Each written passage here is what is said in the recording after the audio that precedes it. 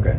And at the time period where they were going to start to discuss, what was Dan Scavino's role? At the time, I believe his title was social media director for the White House. It became deputy chief of staff at the time that the conversation in question took place. Okay, and when was that? The conversation was around December 19th of 2020 at the White House Christmas party. And I emphasized him. I thought that the claims and the ability to challenge the election results was essentially over, because he said to me in a kind of excited tone, well, we don't care and we're not going to leave. And I said, what do you mean? And he said, well, the boss, meaning President Trump, and everyone understood the boss, that's what we all called him. He said the boss is not going to leave under any circumstances. We are just going to stay in power. And I said to him, well, it doesn't quite work that way, you realize. And he said, we don't care. That is video obtained of the proffer session between the Fulton County District Attorney lawyers and Jenna Ellis, one of Donald Trump's co-defendants in the Fulton County criminal RICO case against Donald Trump and 18 other co-defendants. I'm Ben Meiselas from the MeidasTouch Network.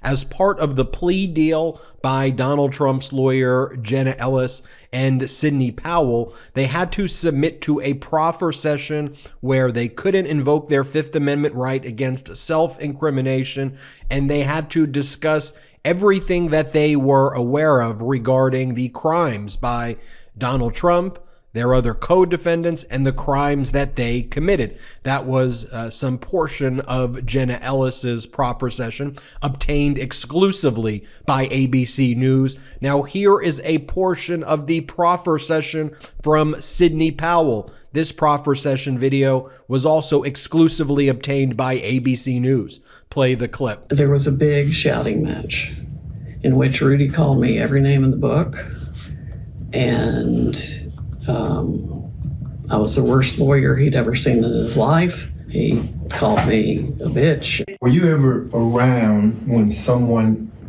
anyone told Donald Trump that he had lost the election? Oh, yeah. What was President Trump's reaction when, I guess, this cadre of advisors would say you lost? It was like, well, they would say that and then they'd walk out and he'd go, see, this is what I deal with all the time. Now, folks, these admissions are incredibly, incredibly damning as they go to the intent element of Donald Trump's conduct. This will be incredibly helpful for Special Counsel Jack Smith and incredibly helpful in the Fulton County District Attorney criminal prosecution of the remaining co-defendants who have not yet pled guilty. If I am one of the lawyers for these remaining co-defendants, after seeing that tape, I would be suggesting that they enter into a plea agreement forthwith, based on the damning evidence obtained by Fulton County District Attorney Fani Willis. Folks, Fani Willis does not mess around, and you're seeing it there on video. So in the first video clip I showed, that was Jenna Ellis' proffer session where she is talking about a conversation that she had in December of 2020 at a White House Christmas party with Dan Scavino, who was once the head of Donald Trump's social media and then became a deputy chief of staff to Donald Trump, held a very high-level position in the Trump White House. And Scavino says that no matter what the results are, no matter what the outcome by the Supreme Court was, and remember, at the time of the conversation between Ellis and Scavino, the United States Supreme Court had ruled against Donald Trump. He had lost dozens and dozens of other challenges, including in federal courts with judges who he appointed. And Scavino said that, according to Jenna Ellis, that Trump's plan, no matter what, stay in power and not leave the White House. That is incredibly damning evidence for Donald Trump, especially as we approach the March 2024 trial with Special Counsel Jack Smith, the federal case for Donald Trump's attempt to overthrow the results of the 2020 election. And then you heard from Sidney Powell there, and Sidney Powell, who Donald Trump claims was not his lawyer, and she's, I guess, doing that charade as well, claiming that she wasn't his lawyer, even though she was represented to be his lawyer and represented herself as such on numerous occasions in 2020 and 2021. There she says all of the things that Rudy Giuliani, Donald Trump's lawyer, would say to her.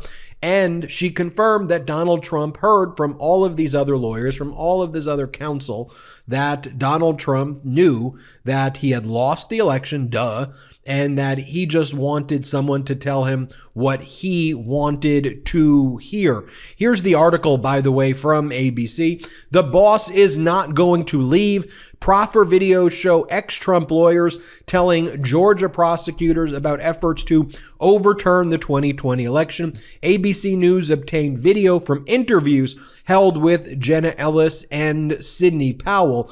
Donald Trump's lawyer has given a statement saying that this is all a bunch of nonsense. The only salient fact to this nonsense line of inquiry is that Trump left the White House on January 20th, 2021 and returned to Mar-a-Lago in Palm Beach, Florida. Trump's lawyer continued to say, if this is the type of bogus, ridiculous evidence that Fulton County District Attorney Fani Willis intends to rely upon, it is one more reason that this political travesty of a case must be dismissed. It just goes to show you the lack of credibility of Trump's lawyers. Should we believe our own eyes with what we saw? Donald Trump's lawyers testifying to the key elements of the crime, but somehow that is bogus, ridiculous evidence. I don't know how you have much more powerful evidence than what we just showed here that ABC exclusively obtained.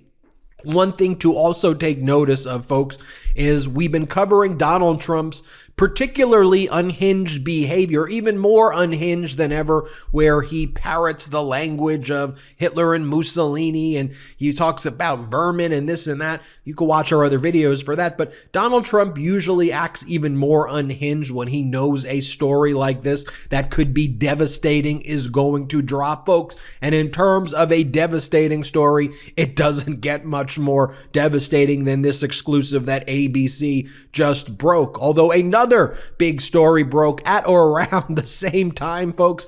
This is a day of big news stories. And here we have from Politico that Ukraine has charged Rudy Giuliani's top local ally with Moscow-linked treason. Ukraine Security Service says that a member of parliament there was intentionally undermining Kyiv-Washington relations under the orders of Russian military intelligence to funnel false information to Rudy Giuliani and then to Donald Trump. And the individual has now been charged with treason in Ukraine. Alexander Dobinsky, together with ex-Ukrainian lawmaker Andrei Derkok and ex-prosecutor Kotynin Kolik, had joined an organization formed by chiefs of Russia's military intelligence. Ukraine Security Services said in a statement for them to spread these lies about President Biden, and that was then funneled through Rudy Giuliani. Folks, I'll show you this clip also. You see when Jenna Ellis was taking that plea deal, you all remember her crying and those crocodile tears and saying that she's a good person and all of this, but we now see what went down. We see the Proffer session video, and now we'll see if there is, and there should be, bigger fallout to come in the form of other co-defendants. I think will start entering guilty pleas after seeing that type of damning evidence. A hat tip to Fulton County District Attorney Fani Willis for securing that evidence, which will now also be used by special counsel Jack Smith in the March 2024 trial before Judge Tanya Chutkin. Let's play that clip right now of Jenna Ellis crying as she entered a guilty plea. Play the clip. Very seriously, and I endeavor to be a person of sound moral and ethical character in all of my dealings. In the wake of the 2020 presidential election, I believed that challenging the results on behalf of President Trump should be pursued in a just and legal way. I endeavored to represent my client to the best of my ability. I relied on others, including lawyers with many more years of experience than I, to provide me with true. There you have it, folks. I'm Ben Meiselas from the MeidasTouch Network. Hit subscribe, and if you can, go to patreon.com/MeidasTouch. patreon.com/MeidasTouch. We are building one of the strongest pro-democracy communities in the world that is activating to spread these pro-democracy stories. We'd love for you to join there as well at patreon.com/MeidasTouch, and have a great day. Hey Meidas Mighty, love this report? Continue the conversation by following us on Instagram @MeidasTouch to keep up with the most important news of the day. What are you waiting for? Follow us now.